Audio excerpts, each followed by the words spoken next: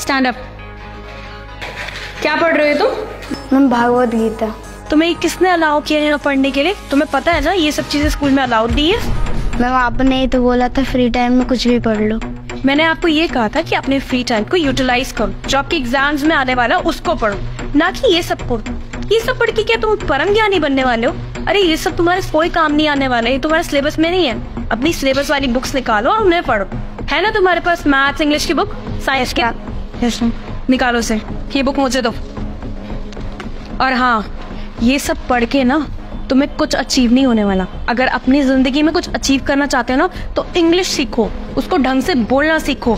अगर तुम इंग्लिश अच्छे से बोलोगे ना तो तुम्हारी लाइफस्टाइल सुधरेगी, तुम्हें अच्छे पैसे मिलेंगे, अच्छी जॉब मिलेगी, इवन तुम फॉरेन में भी जाके जॉब कर सकते हो। I hope you got my point. अपनी बुक्स निकालो और उन्हें पढ़ो। And sit down.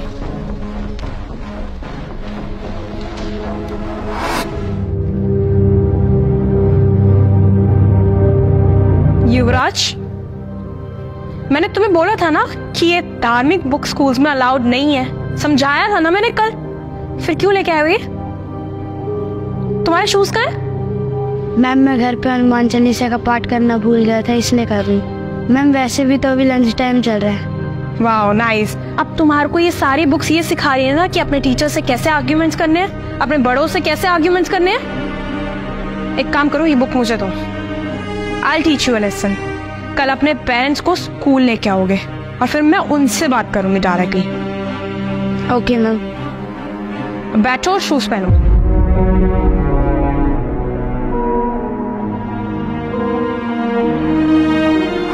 नमस्कार सर। नमस्कार जी। मैं युवराज का पापा हूँ। इसने मुझे बताया कि आपने मुझे बुलाया। क्या हुआ, कुछ गलती की क्या इसने? दरअसल इसकी क्लास टीचर ने आपको बुलाया था, मुझे नहीं पता इसने क्या किया। मैं इसकी क्लास टीचर को बुला देता हूँ, वही आपको बताएगी कि आखिर इसकी गलती क्या है। हर्षिता मैम को बुलाओ। Good afternoon sir. Good afternoon ma'am. आपने युवराज के पापा को बुलाया था, कोई गलती की उसने? सर ये देखिए, युवराज कुछ दिनों से ये बुक्स अपने साथ स्कूल लेके आ रहा था। फ्री पीरियड में इन्हें पढ़ता रहता था। अब आप बताइए कि मुझे इनके पेरेंट्स को नहीं बुलाना चाहिए था। सर आप बताइए, आप अपने बेटे को सक्सेसफुल आदमी बनाना चाहते हैं या ये कोई साधु संत बनाना चाहते हैं सब पढ़ाकर? दरअसल मैडम इसकी गलती नहीं है, मैं ही इसे पढ़ने के लिए बोलता हूँ। सर अगर यही सब आपको पढ़ाना है तो घर में पढ़ाइए ना। अपने बेटे को इतने अच्छे स्कूल में क्यों भेजते हैं? क्यों अपना पैसा बर्बाद कर रहे हैं? अरे सबसे बेस्ट प्लेस है, गुरुकुल में पढ़ाइए। क्यों मैम, क्या ये किताबें पढ़ना गलत है? देखिए सही और गलत का तो मुझे पता नहीं, लेकिन मैं इतना जानती हूँ कि ये सब हमारे स्कूल में नहीं पढ़ाया जाता और ना ही अलाउड है। अगर आपको पढ़ाना है आप घर पे पढ़ाइए, कहीं और पढ़ाइए, लेकिन ये स्कूल में नहीं लेके आएगा। That's it. लेकिन मैडम अगर मेरा बच्चा इन सब की जगह अगर इंग्लिश नॉवल पढ़ रहा होता या कोई और किताब पढ़ रहा होता तो शायद आपको दिक्कत नहीं होती ना।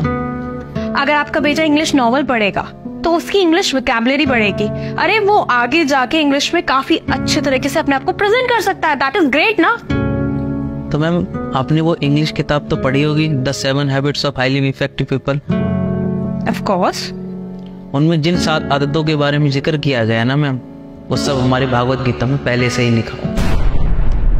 भागवत गीता मैम कोई किताब नहीं है, ये हमारा धर्म है, इतिहास है।